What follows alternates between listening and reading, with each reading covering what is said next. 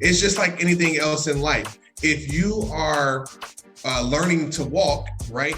You had to learn, most people had to learn how to crawl first, or they had to learn enough about walking from observing, from trying, from falling, to they can get to a place where they can do it subconsciously, where they don't have to think about it, right? And so with anything, after you build that foundation, it's going to take practice. It's going to take real life trying and experiences. And sometimes you are going to lose. And no one is going to win every single trade, every single investment.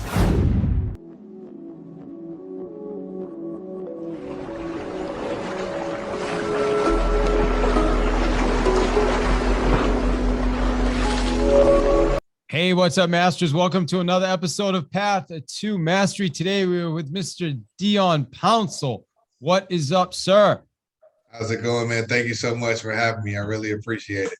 Absolutely, man. I love Money Never Sleeps. Tell us, what does that even mean? I just love the way it sounds, dude. But like, what does it mean? Yeah, so one of my favorite movies is called Wall Street. And then they also have a second version called Wall Street Money Never Sleeps. And so literally, ever since I heard that, ever since I watched the movie, it really just resonated with me because one, I believe money is energy. And so energy is always around us. And then two, you know, being from the South side of Chicago, just always looking to make things happen. They all tie in for me. So money never sleeps. And I'm very big on having your money work for you. I love it. And I'm gonna say, for me, I'm making money while I'm sleeping. So hey. How do we, yeah, like that's my best money, bro. When I wake up and I see a deposit in the account, it's like, you know what I'm saying? Exactly.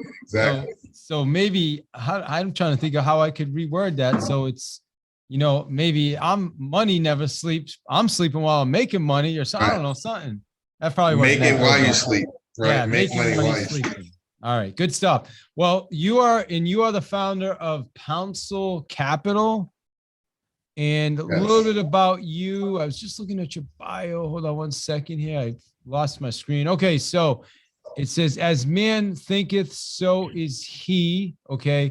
One of my proudest accomplishments during this trading investing journey has been able to help over 3,000 students produce over 4 million in profit/returns during the pandemic. Man, that's big.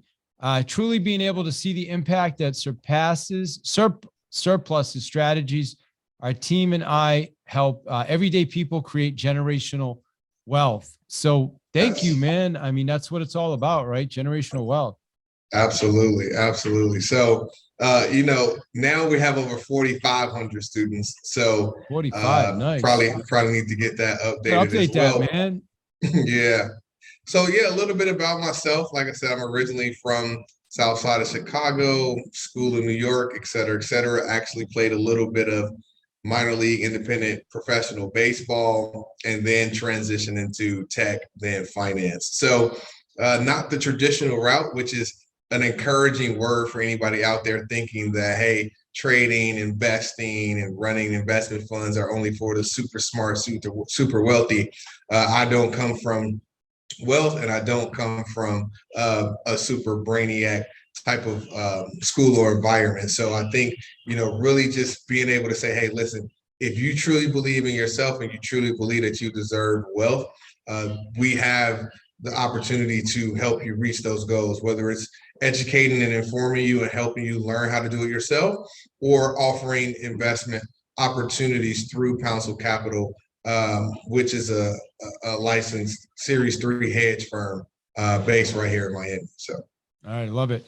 Let me ask you this. What do you think is one of the challenges for people? Like, like for me, we grew up really poor. Like, I mean, like my family, we lived in a car, a step van for a while. I remember we just was place to place. So I grew up with that really poor mindset. And so it took me a long time, bro, to kind of break out of that and understand, like, even when I was younger, you know, 30s, I'm making a couple $100,000 a year selling real estate. And I'm just putting the money in the bank, not realizing that money sitting in the bank, I should have been out there investing. I shouldn't even been selling real estate. Like, I was selling real estate, making $12,000 commissions, and the people I'm selling the houses to, here we are 15 years later, they're selling the houses and making $500,000.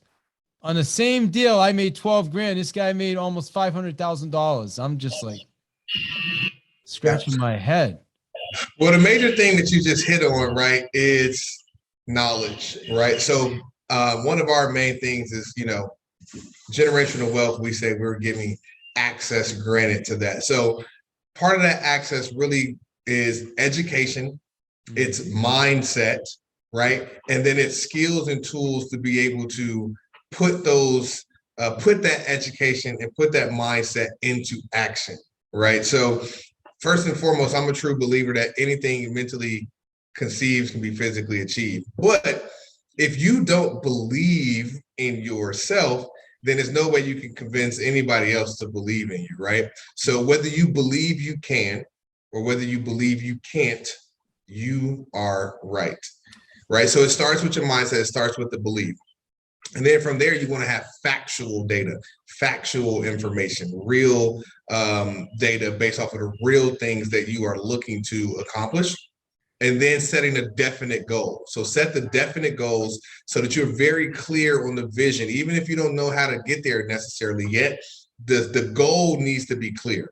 And then you can work backwards from there by putting together a step-by-step plan and then having some patience, some self-control, some discipline, and a will to at least continue to move towards the goal. The plans are not going to always go your way, but if you are open to going towards the goal still and being able to pivot, you can make some quality adjustments, right? So that's the general foundation I recommend for anybody to have that approach. And then learning specifically about the skill set and the objective that you're looking to do. So for me, it was, I want to be able to find ways to have my money work for me, right? I want to be able to find a skill set that no matter where I am in the world, as long as I have internet connection, I should be able to. Let me just jump because I want to back this up a little bit, Okay. and I want to, because I feel like there's like I went through this transformation myself, Dion, where I wasn't accustomed to investing in myself, right? So like nobody ever taught me that. That's why I was telling you. So how do you first, like, I think that's an important part of this is like, it's like somebody listening to this right now, oh, that's not me. I'm not, I don't know about investing and all. How do you get someone even in that frame of mind? Like, is there a step before setting the goals, or is it a I think. Yeah, so I teach this in one of our courses, right? Fear doesn't exist first and foremost. So let's just throw that out the window. And somebody might say, well, what do you mean fear doesn't exist? Well, if you think about what fear at the core actually is, what I call it is a unction of survival. So the brain only responds to adversity in 4 ways: fight, flight, faint, or freeze. So if I'm presented with adversity, and that's no matter what type of adversity it is, those are only the 4 ways I'm going to respond. I'm going to fight, I'm going to run from it, I'm going to panic and freeze, or I'm going to panic and I'm going to faint. So what are the things that we need to do to survive in this world? We need food, oxygen, and water, right? Those are the bare 3 necessities we need as humans. Well, in most countries, but especially in America, what do you need to eat? You need money. So anything that comes to put your money in jeopardy, whether it's investing, whether it's the casino, whether it's taking any type of risk, immediately an unction of survival is triggered. And so you are labeling that as fear, and you begin to get scared, and now you're going to respond in one of those 4 ways. So most people, when they're presented with information that they're not accustomed to hearing, that they don't know anything about, the first thing is fear. So we have to deal with fear, because faith and fear can't live in the same heart. So it really doesn't matter if I'm talking about trading, doesn't matter if I'm talking about real estate, doesn't matter if I'm talking about getting out of the hood. If it's something that you are not accustomed to or you don't know anything about, that unction of survival or that label of fear starts to creep in. And so we have to remove faith and replace it with, remove fear and replace it with faith. So whether you believe in a higher power, whether you believe in yourself, whether you believe that you truly deserve money, whether you truly believe that you want to or deserve to get out of your current circumstance, it must start with you. Even if you go to like an Alcoholics Anonymous or you go to a religion, the first thing you need to do is you need to acknowledge who you are. You need to acknowledge where you are, and then you need to acknowledge where you want to be. And so once you take that acknowledgement step, that is a freeing, liberating step, because now you can say, okay, I'm taking personal responsibility for where I am. I'm acknowledging where I am. This is where I want to go. And now I can say, okay, there's a gap between A and B. Then I can start asking the right questions. Okay, well, how do I get there? What do I need to do to get there? Why am I not there? And so when you start asking yourself those questions and you keep it 100 with yourself and you be real with yourself, then you can start really answering those questions. And the asking and answer those questions are what's going to push you towards momentum towards that goal. Does that make sense? Yeah, it makes a ton of sense. Yeah, once the awareness is there, and then your acceptance is what I also heard you talk about, right? Yeah. And so, yeah, 100%.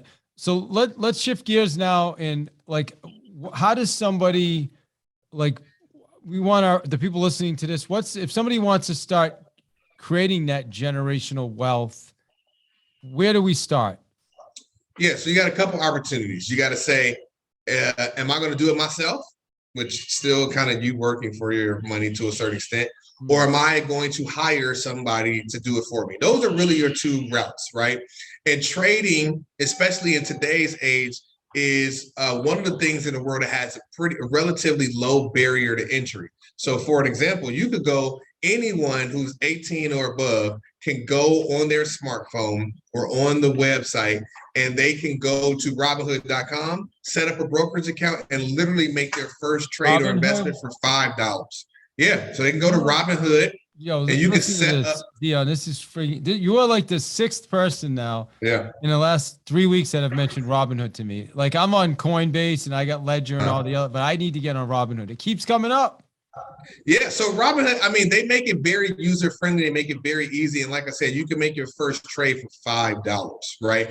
And they have, stocks and opportunities starting at those prices. So once you learn about where these things are and you learn what you're looking for and you learn maybe a couple of skills or strategies, then it's really just about execution.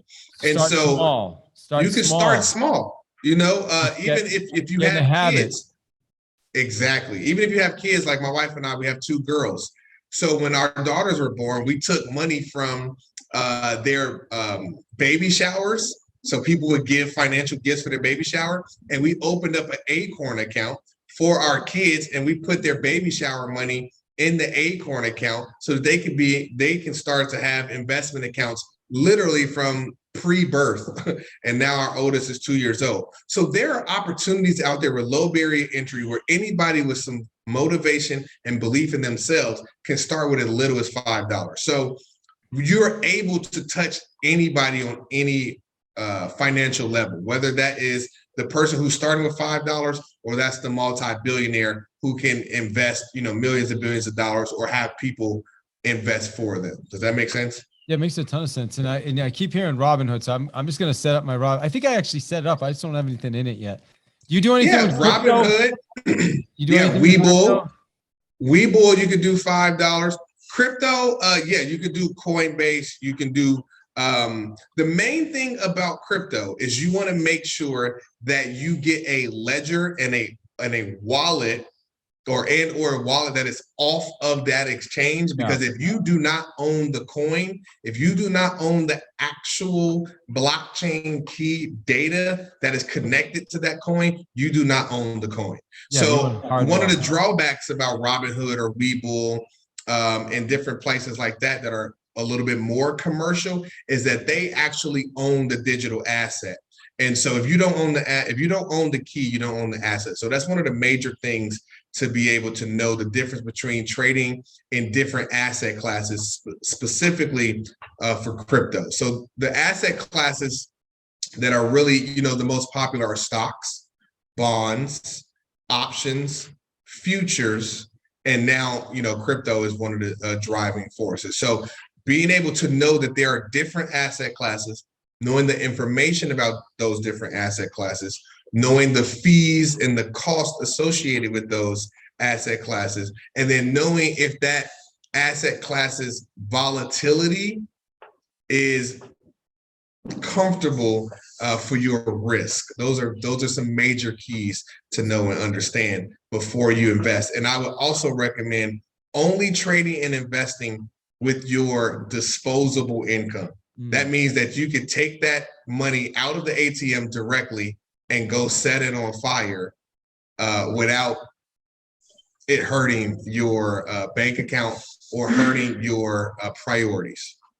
Yeah, amen. That's my crypto play money there. We got a ledger, like you said, and yeah. So let me ask you this then. What do you think? I mean, it's we're recording this April 5th, 2022. I mean, it's pretty crazy out there. I mean, gas prices are friggin' $5. Inflation, groceries, it's you go to the supermarket, it's 15% more. My stocks are way down. Everything's down. What, I mean, is this the time to do this or what? Yeah, so it's always time to learn, first and foremost. And right now, I think about a week ago, we finished probably about 5% away from a recession. So yes, there are some crazy times going on in the world. You got what does that mean, the markets being down, you got recession? Oil prices being up, you got maybe World War III pending. Yes, there are a lot of things going on in the market. However, money never sleeps, right? It's going to continue to go. There are people making millions and billions of dollars both ways. You can make money when the market goes up. You can make money when the market goes down. The priority is get educated, get informed on factual data. Once you learn about the asset classes in general and about the asset class you are interested in, then you can start to make educated and informed decisions. Because like Warren Buffett says, the capital markets are where the impatient pay the patient. So if you are out there just gambling, if you're just rolling the dice, or you're picking a stock, or you're picking a crypto because Johnny on the corner told you that this was a good opportunity, or you have some fear of missing out because you've seen a meme coin go to the moon, those are not reasons to risk your actual capital to make investments. And that's the number one thing I want to impress upon people is be informed, make educated decisions. Once you have that as your foundation, then you can learn some strategies. It's just like anything else in life. If you are learning to walk, right, you had to learn, most people had to learn how to crawl first, or they had to learn enough about walking from observing, from trying, from falling, to they can get to a place where they can do it subconsciously, where they don't have to think about it, right? And so with anything, after you build that foundation, it's going to take practice. It's going to take real life trying and experiences. And sometimes you are going to lose.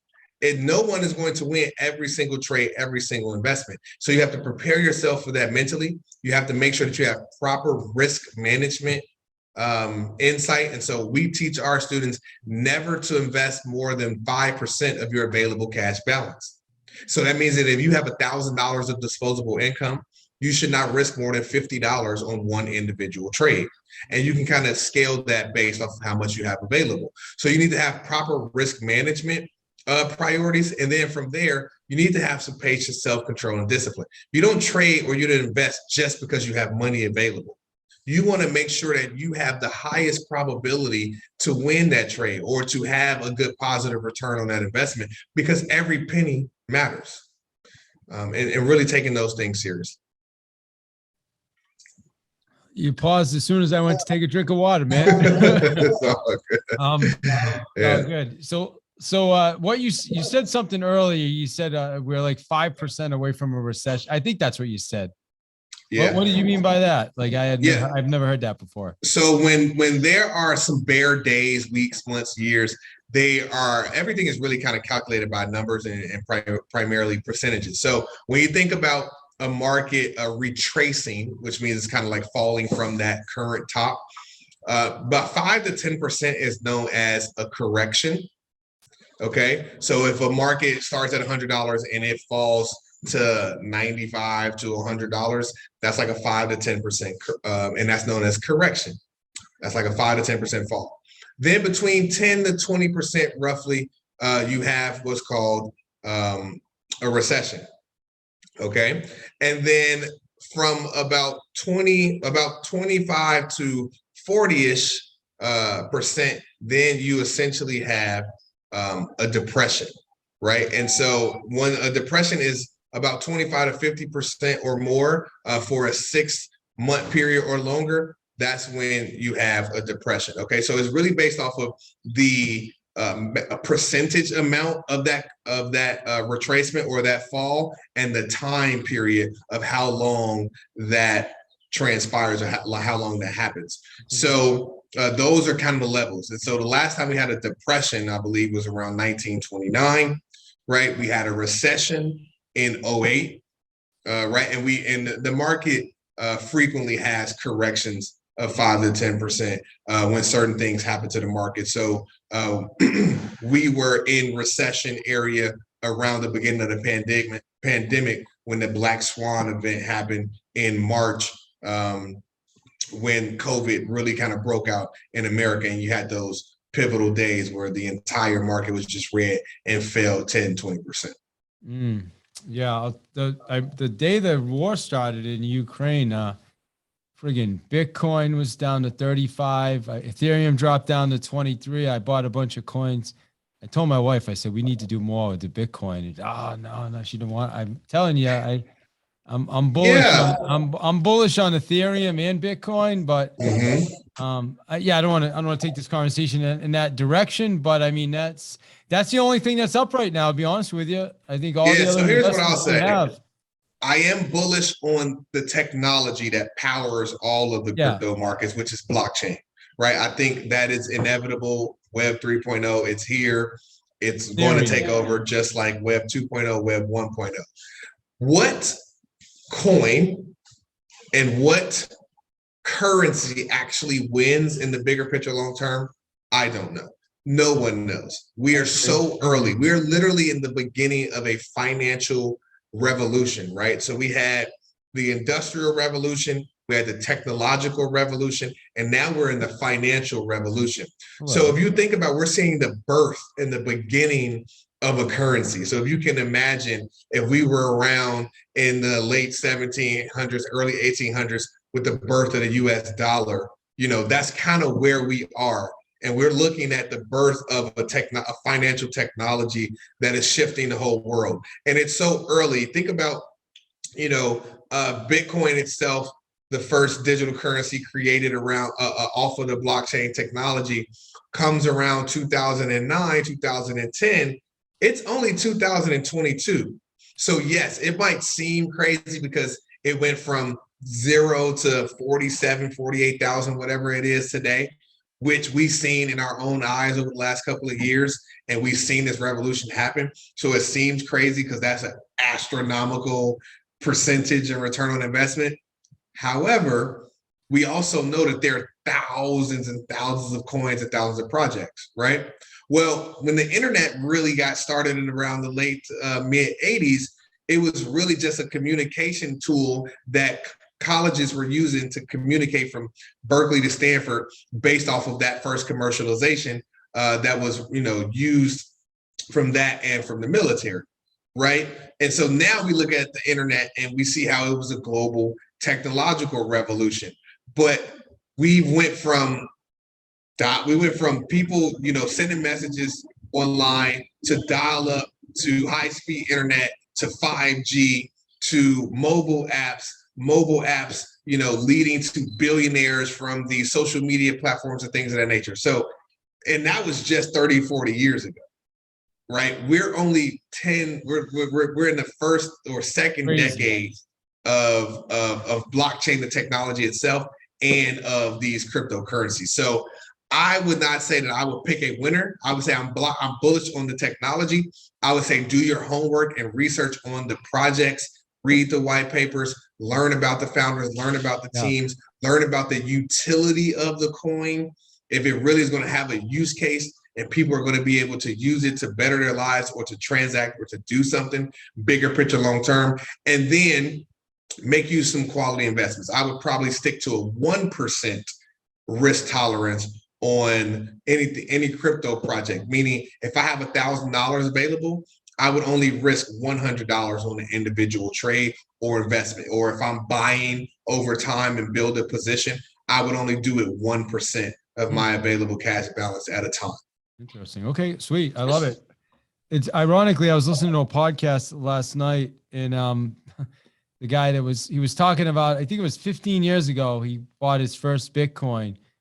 And I think he said he got 38 coins for $100. It was like a ridiculous. Right. No, I mean, think about, and he's like, I was kind of concerned because I didn't see, like, somebody talked him into it. Imagine that. I mean, I used to work for one of the largest blockchain venture capital firms. So I know people who literally got into Bitcoin when it was less than $10. I actually met the guy who bought I think he bought about 60 pieces with Bitcoin up in the Bay. And that Bitcoin would be worth billions now. Oh. And he was buying pizza with it. So yeah, I've heard some of those stories. I've met some of those people. And but again, who knows that in 2009, 2008, 2010, that would lead to $47,000 coins 10 years later. Right. So yes, in hindsight, it's 2020, but nobody's thinking like that in the early stages. Even the people who was around, who created it, or right around those early groups, they still might have those at those prices, and some of them might have held on. But forecasting 50, 100, $1 million per coin, which some people think, nobody can truly say that at the beginning of something like that. You might have hopes, you might have dreams, you might have wishes, but to have the foresight to hold on to something like that, I don't think that's a high probability. Yeah. There's a really good book by Vitalik. I can't think of his last name right now, but he's the founder of Ethereum. I was reading, and they were talking about in what was it? Maybe like 2007, 2008, trading Bitcoin for like you give me a coffee, I'll give you a Bitcoin. I mean, it's unimaginable. But I got a few more questions. I mean, you just, right? I mean, you never know. But never know. So listen, here's overcoming the intimidation of trading and investing. How does somebody overcome that intimidation? I do practice, pattern recognition, right? Obviously, get that foundation set, get the belief in yourself, learn factual data, and practice. You didn't learn how to walk overnight. You didn't learn how to talk overnight. You didn't learn how to make love overnight. You didn't learn how to do anything that you know how to do well overnight. And it took you some practice. So that's the first thing, is get the foundation set, learn you some skills, and then practice. You can't win the game if you're not in the game. Okay. And you can be better at the game if you practice on the game. So that's the first thing I would recommend. And as you get more informed and as you get more equipped, you'll build that confidence up. And the more confidence you build, the less fear you will have. That's the same thing I do, man. Teach people sales to be effective with sales. How do you do it? You practice, you get out there, you have conversations, you make calls. You got to get out there. You got to get in the game, man. You got to get off the sideline and on the court, right? Got to get in the game and keep it simple. The greatest things in life that work, they are simple and they're easy to repeat. That's why they're able to scale. Awesome. In your view, what is generational wealth? Generational wealth, again, keeping it simple, is having assets that you can hand down to the next generation. So I like to give this free tidbit, call it free game right here. We teach this in our course. I'm gonna give you the easiest, simplest way to create generational wealth. Buy an asset, do not touch it, put it in your will or your paperwork that when you transition, that asset will transfer to your next generation. That is it. So if you bought one Apple stock, Apple's around $130, $140, and you did not touch that one Apple stock for the rest of your life, and in your paperwork, when you transition, it would hand off to your younger generation, that is creating generational wealth. Literally, that's the simplest and easiest way. Now, you can learn that principle and you can build on it. You don't have to trade. you can invest. You could just build a position slowly over time. It's called dollar cost averaging. So what that means is that you could buy one today, buy one next week, buy one next year, buy one 5 years from now.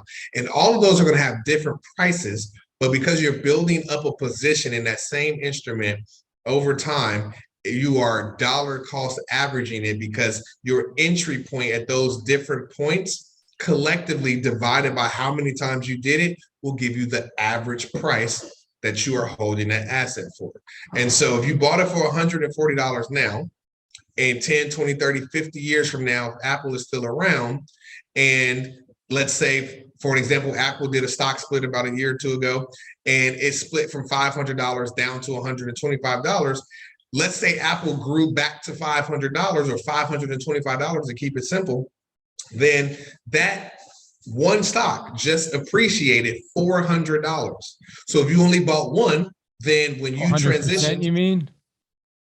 Well, no. If it's $140 now, yes, it can grow up to that. If it grew up to, let's say, $540 now, you would literally make a $400 investment. I mean, a $400 return per share, right? And so your total percentage ROI would be dependent on how many shares you bought. Got it. Okay. Right.